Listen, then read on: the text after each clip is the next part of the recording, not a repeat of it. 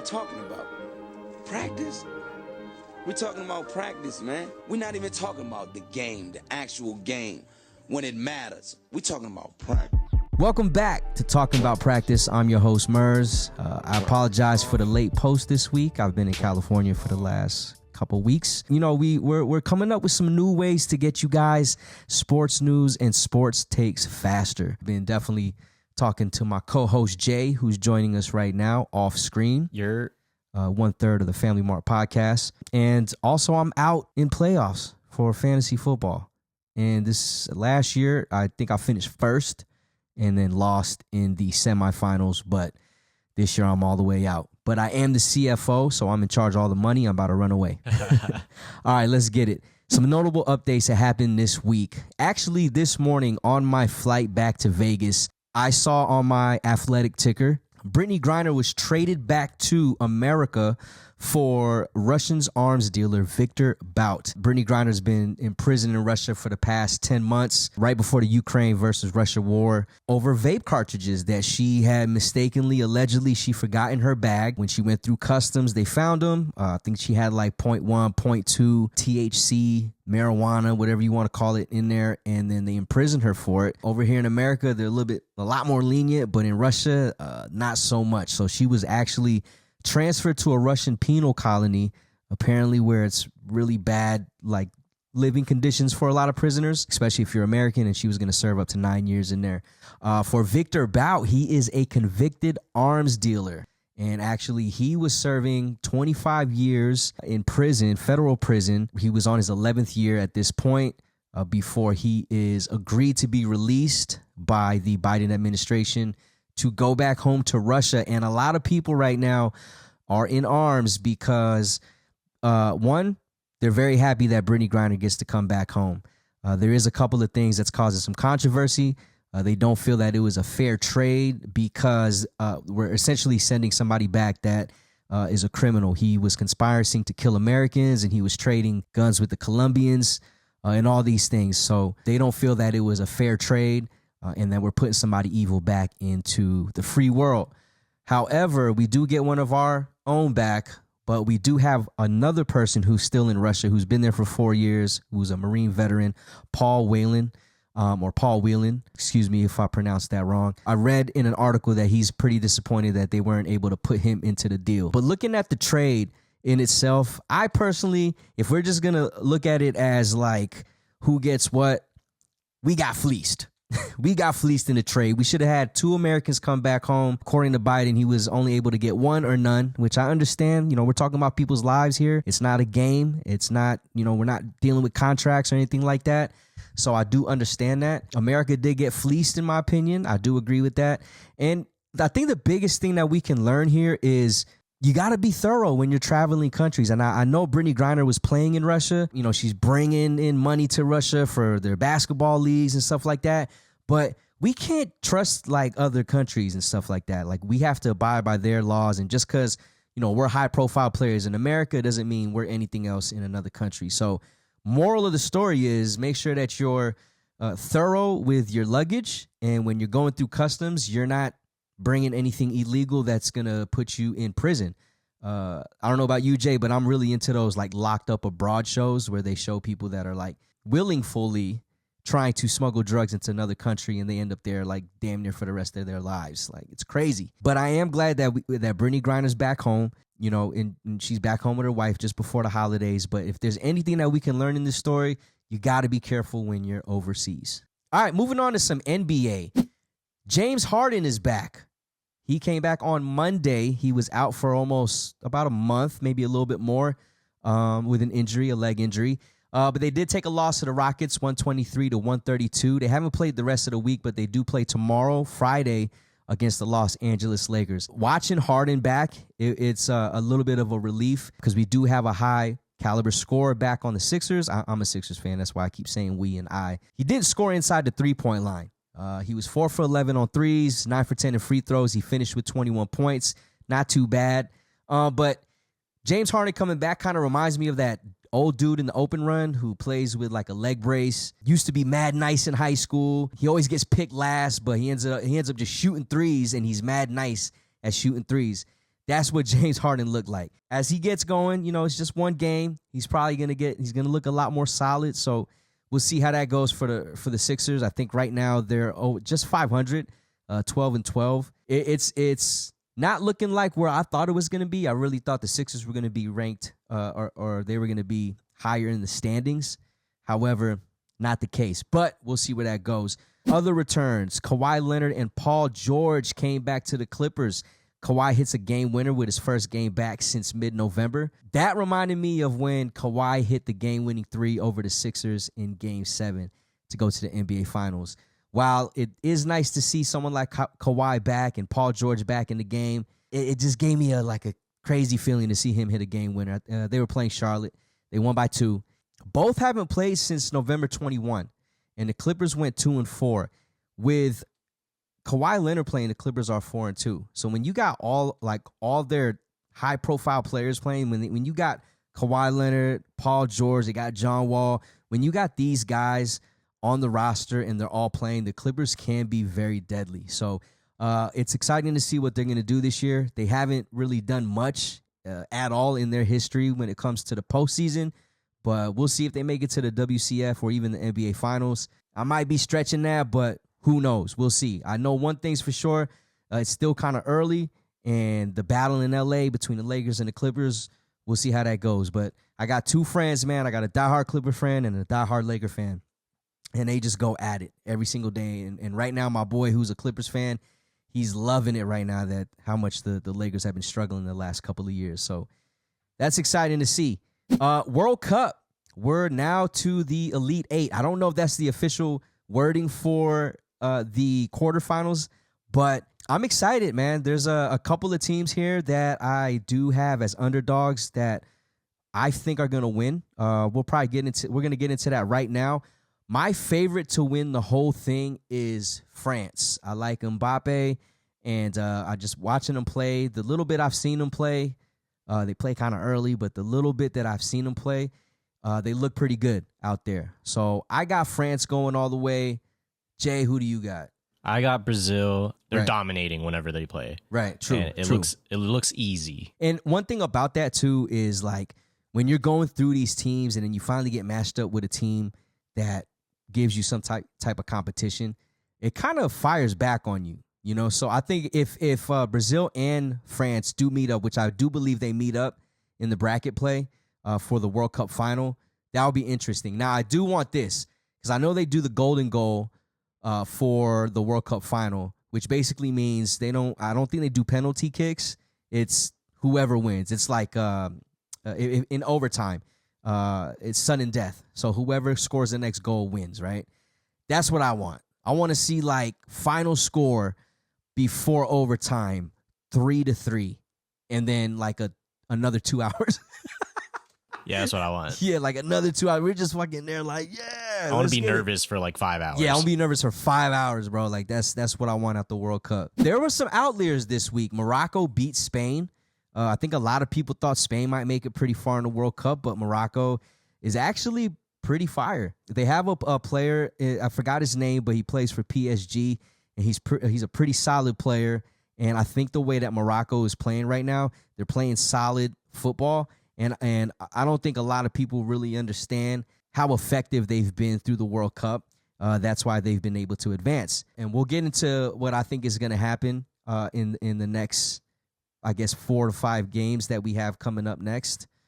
4 to 6 games before the final match. So, Jay, I'm pretty sure we're going to go over that right now. Also, Goncalo Ramos hit a hat trick for Portugal. He's the guy that started over Cristiano Ronaldo. Ronaldo was benched for a verbal altercation with a South Korean player. I think their coach kind of is just having it with Ronaldo, and I've heard he's kind of had an attitude problem, kind of his whole career. So, which I think is great for a coach to coach somebody like Ronaldo, one of the highest paid players in sports. Period. I think he's about to sign a deal with Saudi Arabia where he's going to get $200 million or $300 million or something like that. But when you can bench essentially your best player and then put a guy who's only 21 years old, doesn't really have any World Cup experience, and he scores a hat trick, it just makes it look like, yo, this coach knows what he's doing. But it's not that he knows what he's doing. He's coaching the right way. He doesn't want Ronaldo to look like that. You're playing for your country. You want to be out there and look respectful, right? So he benched Ronaldo. Ronaldo wasn't so happy about it, but he definitely was cheering for his team, which is a good sign for someone like him that supports his teammates and the younger guys coming up, because this is probably going to be Ronaldo's last year playing in the World Cup. He probably won't see the pitch no more. He's probably just going to be playing, some European leagues, or in this case, he's going to be in the Middle Eastern country, in Saudi Arabia, playing. Shouts to Portugal. That's going to be a good match between Morocco and Portugal. I'll have my prediction on that in a second. Mbappe, who plays for France, he's amidst some controversy himself. He actually won't do any press conferences. He won the man of the match twice, which is for FIFA. Typically, you have an obligation as a player, if you win, that you speak to the press. However, Mbappe doesn't want to have anything to do with that. France is being fined for it. They're paying his fines. And also, when he took a picture of the trophy, he turned the logo around, which was a Budweiser logo, and he took a picture with the trophy without the logo. The biggest thing about that is he doesn't want to promote alcohol. He doesn't want to promote sports betting or junk food. This dude is like what America needs to be, right? Like, that's everything we do right there, right? That's why we're all obese. But he doesn't want to do that because he's a man of the kids, and he wants to uphold that image to all the kids, which I respect 100%, man. And if France has no problem with paying the fines, if Mbappe has no problem paying the fines, these athletes get paid millions, hundreds of millions of dollars. Like soccer athletes are probably paid the highest next to like baseball players and things like that. I probably would do the same thing, but I do respect it. I do respect it from Mbappe. Shouts to him for being that way. And but FIFA is under the hot seat again because I heard Budweiser, they're sponsoring FIFA. They're trying to get like $47 million back because Qatar wouldn't allow the sale of alcohol. And Budweiser had sent millions of cans that are now just sitting in a warehouse in Qatar. And Budweiser wants their money back because they're not getting the visibility that they've paid for, that their marketing teams pay for, to essentially get a return on investment for that. So FIFA is just all over the place, man. But it's great to watch. I enjoy it. And this week, starting Friday, we have some great matches coming up. So, Jay, if you want to join in with me on your prediction, the first match starting tomorrow at 7 a.m. Pacific Standard Time is Croatia versus Brazil. I think this is going to be an easy one for me. Croatia is not on the level as Brazil, so I got Brazil kind of advancing pretty easy, 2-0. It could be worse, but I think it's going to be about 2-0 Brazil. I know this is the team you're going for, Jay. So yeah, I just couldn't believe that Croatia took down Japan like that. So it's personal. Because I know you're going for Japan. Yeah. If you guys don't know, Jay is from Japan. He's Filipino. You were born in Japan, right? Yeah, I was born there. Yeah, he's born in Japan. So, hey, shouts to Japan. I really thought they had it, but you can't expect to win a match if you don't hit your penalty kicks. Yeah. The game later on that day is the Netherlands versus Argentina. The Dutch, in my opinion, for the Dutch to win this, they're going to need an early goal. If they don't get an early goal, it could be a wrap for them. If they can contain Messi, but it's not even about Messi. Argentina is a pretty solid team. They just need to be able to contain that squad, get an early goal. Don't play like to lose or anything like that, because usually you're going to lose. You got to be aggressive, but you got to get that early goal. I think the score is going to be 1-1, and the Netherlands are going to win on penalty kicks. What do you think, Jay? I think it's going to be Argentina. In the history of the World Cup, there's only been like 8 countries to ever win it. So just going by history here, the numbers, I'm going with Argentina. You're going with Argentina for that one? It's their favorite to win. Argentina's favorite to win, but not by much. So there could be a possibility that it could go to the Dutch. Argentina could win it easy. They're a dominant team. But I like the Dutch. So Jay has Argentina. I got the Dutchman. Let's move on to Saturday's games. Morocco versus Portugal. And this one is another one of my dark horse teams, Morocco. I think Morocco is going to beat Portugal. It's either going to be a tie game at the end of the 90 minutes. They're going to go to penalty kicks, or Morocco's going to win 1-0. That's what I got. It's probably not going to happen, but that's what I got, and I put money on it too. What you got for this one, Jay? I'll ride with you on that because I want you to win the money, and I kind of just want to see Portugal go down. Yeah. Like even though they have so much hype every World Cup, like they never really perform that well. True. So I'm going with that. I do think that they can take down a favor in this matchup. Actually, in 2018, in that World Cup, Portugal beat Morocco 1-0. So I think Morocco has a better team this year. We'll see how it goes. I was trying to find any word if Ronaldo's going to play this game. I think he is, but I wasn't sure. So that's definitely going to play into the final score, in my opinion, on who's going to play. Is it going to be the young cat that started over him last match, or is it going to be Ronaldo? We'll see. And the final game of the Elite Eight, England versus France. This should be a really good matchup. Kane versus Mbappe. I got France winning 2-1. Again, France is who I think is going to win the whole thing. So I'm going with them. 2-1. Yeah, I'm with you. Like, there's no way that, like, England is probably fun to root for, but Mbappe is just too dominant. Yeah, he's a solid ball player, and I think he's got a lot of good things going his way. Very positive person. So we're going for Mbappe. Make sure you guys check it out. The FIFA World Cup. It only happens every 4 years. It's a quadrennial event, so make sure you guys check it out starting Friday. Moving on to some college football. Jackson Smith and Jigba is going to skip out on the college football playoffs. Everyone is kind of throwing his name around the mud because he should be playing, if he could play, this and that. But let's look at the facts a little bit. He only was able to play in 3 games this season. He injured his hamstring in an opener against Notre Dame. The doctors, according to him, declared that he's unable to play in playoffs. And he's probably going to go first in the draft. The NFL Combine is in late February, so we're talking about 2.5 months before we get there.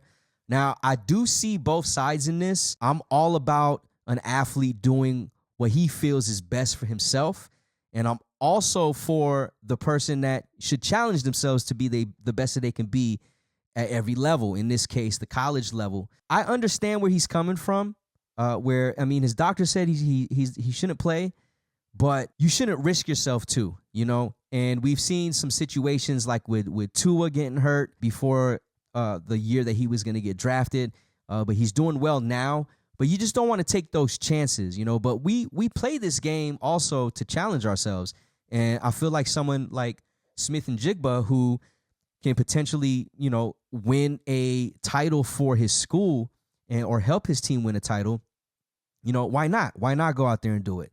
But again, we can't predict the future. We don't know what's going to happen in the games. I'm all for him sitting out on this case. If that's what he wants to do, by all means, go ahead and get it. At the end of the day, college schools, universities, they don't really care about these athletes anyway. The NCAA don't really care about these athletes. They're getting money from them while their name is hot, and once they're done, boom, let's wash our hands. And I'm pretty sure he doesn't really care too much either. He's looking for the bag. So I'm for it, man. Jackson, if that's what you want to do, my boy, I'm all for it. All right, the big story for me this week is Deion Sanders.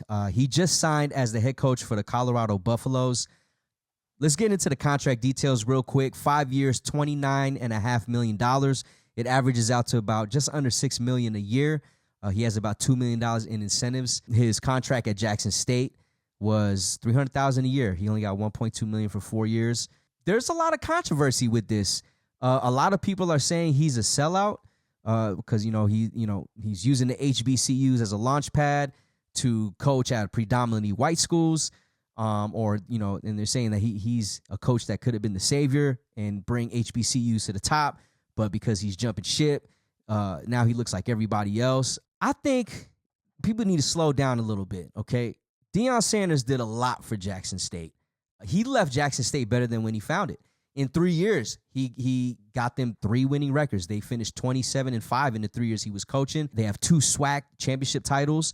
They're going to play in the Celebration Bowl this week on December 17th against North Carolina Central. He's going to do both. He's going to coach Colorado. He's going to do this game. If there's anybody that's going to do double duties, it's normal for Deion Sanders. He's a former MLB player and an NFL player. Only athlete ever to play in 2 professional games. He played for the Falcons against the Dolphins, and then he flew to Pittsburgh to play with the Braves. So if there's anyone that knows about working hard and playing for the teams that you're playing for, whatever the case may be, it's him. He was able to recruit some of the best players.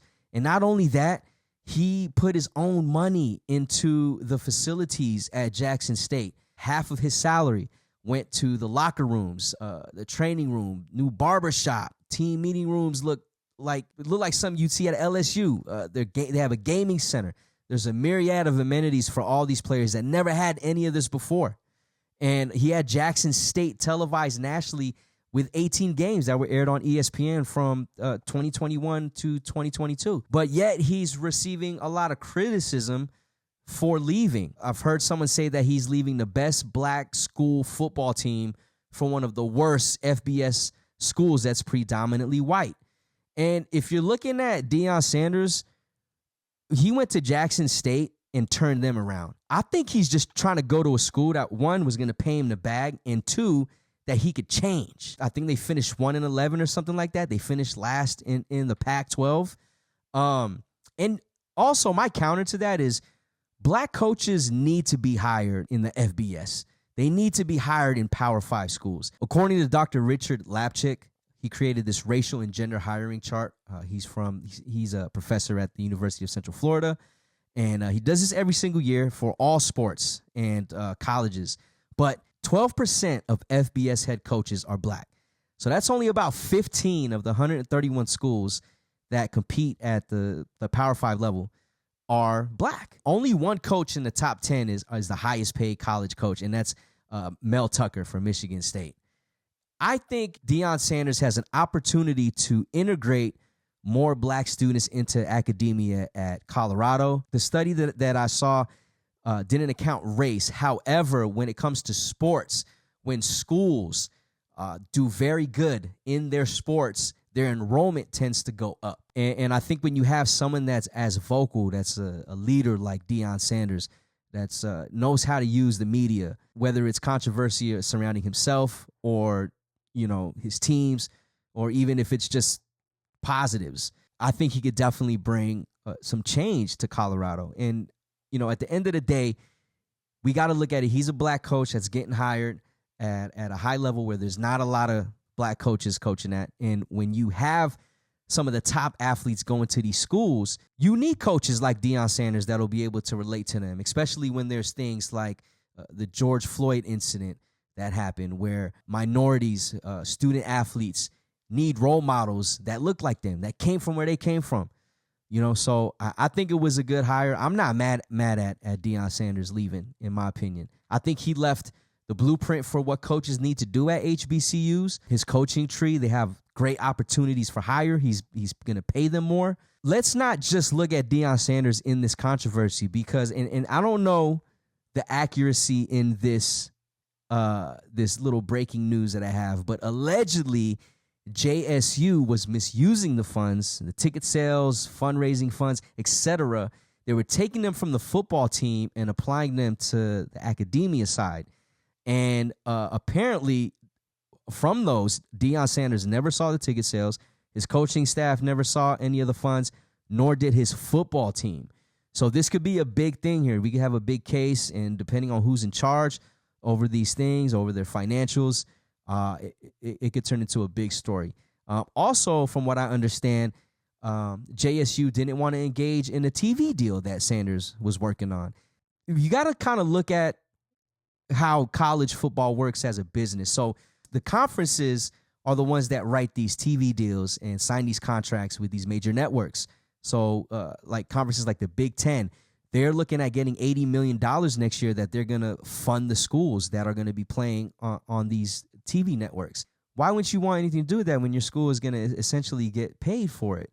So I don't know what the case may be. I haven't seen much more of it than like an Instagram post on that take. However, if that's the case, man, got to do better, man. You got to do better. I don't know if you've seen it, Jay, but there's video circulating on his first team meeting. It was just a clip. It was like a 2-minute clip, but he was saying he's bringing his own baggage, his own players in, and he's like, he told his players like to hit the portal. This is the time to hit the portal, because if you're not gonna bring it, someone else is gonna take his spot, and he's already got guys coming up that he knows that's gonna play over X player, Y player, and he's bringing his son Shador, is a quarterback, to Colorado, and he was the quarterback for JSU. Oh, yeah, he had a rating of 150 plus, 2-time SWAC champion, 66 all-time touchdowns to 14 interceptions. He was the third best QB in the FCS.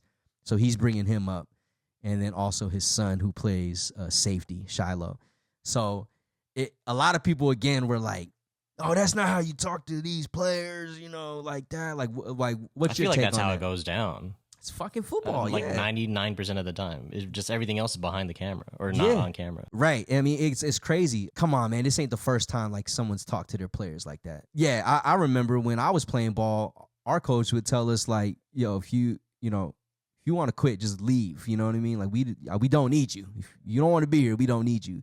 I've said it before as a coach. I don't think it was controversial. I actually ended up watching the whole press conference or the whole team meeting he had. It was like 7 minutes long, and it was pretty inspirational.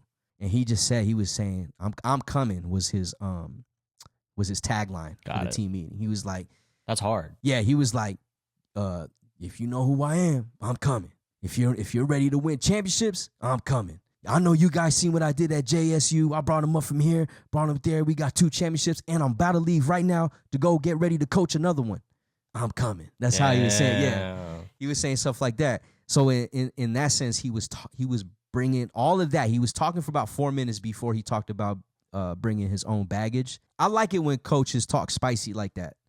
I think for me as I played high school ball, I get fired up, man, when coaches get aggressive and talk like that. I don't get scared. I'd rather be coached by a tough coach. Yeah, my head coach, Coach Kevin Soares, he's actually a Hall of Famer at Nevada Reno, and he's probably the best, in my opinion, he's the best high school coach in the state of Nevada. This dude, man, he never was really dealt a great hand of basketball players throughout his time coaching, and he knew how to get the full potential out of a player, man. And it was amazing to see as a player, as a fan, as a friend, as a coach. So I like getting coached like that, to be honest with you. You know what I mean? And he finally was dealt a good hand of players. He won a state championship, beat Bishop Gorman last year to win it. And his school, Liberty, is still not getting the credit they deserve. But anyway, I'm just ranting now, but I like getting coached hard like that. So I'm not the type of player that like folds over that shit. I wasn't the best player. Probably wasn't even second string worthy, but man, I didn't back down from nothing. It actually made me a lot tougher. So you know what? All these people that are talking about it probably soft as hell anyway. They probably never really played high school sports or college for that matter. So I don't see it as controversial how Deion Sanders was talking to Colorado. I mean, at the end of the day, they went 1-11, right? They're losing seasons for the last, 20 years, whatever the case may be. You got to try something new. And I think, if you're going to hire someone like Deion Sanders, you got to be ready for what he's going to say. He doesn't hold nothing back.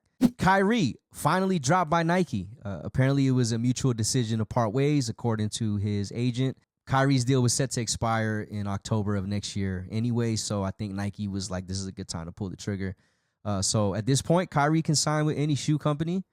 We'll see who wants. I know Adidas won't take him, right? Adidas probably won't take him. They got too much fire. They got too much fire right now. Maybe Balenciaga will take him. I don't know. We'll see.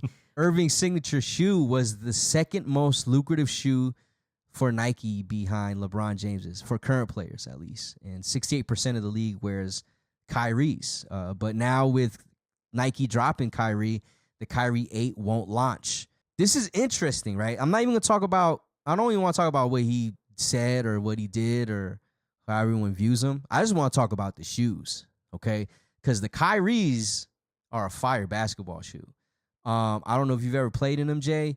I know you just recently got some sneakers. I don't know if you want to talk about that experience. I went to the store to get some new hoop shoes, and it was between the Kyries or the Giannis's. And, of course, I want to play like Kyrie, and I think they're a better design for guards. Right. But I was like, I can't do this. This dude's weird. Yeah. So I easily copped the Giannis's instead, and I was like, I feel good. I don't want to be pulled up on the side while I'm hooping and want to talk about some like crazy shit. Yeah, and it's funny because on a marketing standpoint, I bet you a lot of Nike's executives and officials and stuff like that are like, how are we gonna flip this script? There's no way the PR team can save this. Yeah, we're gonna lose like sales as they just lost yours. You were a Kyrie guy in terms of buying the basketball shoe, but you went with Giannis, knowing that damn well you don't play nowhere near like Giannis style, right? You ain't dunking on these hoops from the free throw line. So I get that. But, I mean, the value of his shoe, now that Nike's not going to drop the 8s, they're probably not going to continue releasing them. They're probably just going to sell out what they got. Do you think the value of his shoes are going to move up, or you think they're going to go down? My initial reaction was easily move down. Easily move down. Yeah. Okay. I thought they were going to drop. So Kyrie, for those that might not understand in the basketball sneaker world, Kyrie's shoes, he has a lot of like themed pairs, and a lot of them, they only made a certain amount. So they do go for a lot. Like right now, I'm on Flight Club right now, and the most expensive Kyrie is the Kyrie 4, the Yellow Lobsters. They're going for just under $1,000 a pair on resale. He has the Kyrie 2s, which was the EYBL promos, going for $5,600. The Chinese New Year's are going for $5,000. Like, his sneakers are very popular. And I personally think now that they're not going to sell them anymore or create new ones, I think the value of the Kyries, especially if they're dead stock, they're probably going to go up in a sense of like a sneakerhead, just because of the fact that they're hard to get.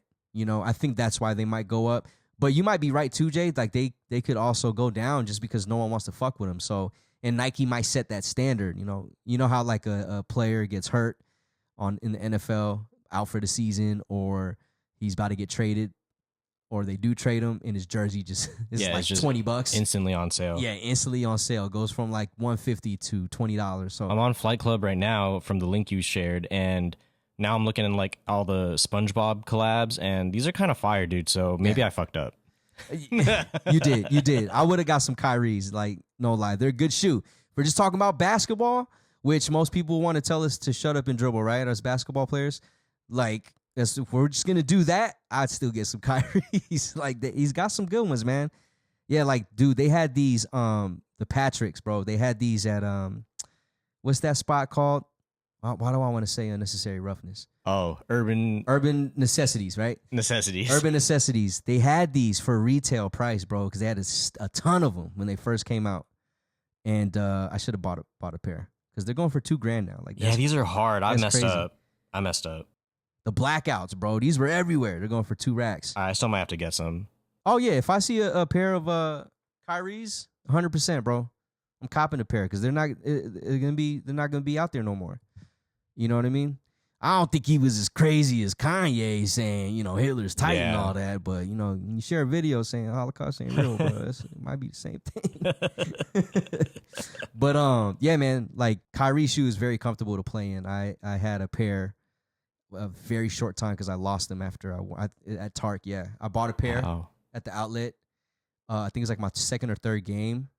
You left them? I left them because my dumbass was still putting them in the box. Oh my God. Yeah. But still, because I didn't have a bag. This is like when you just asked to go play in.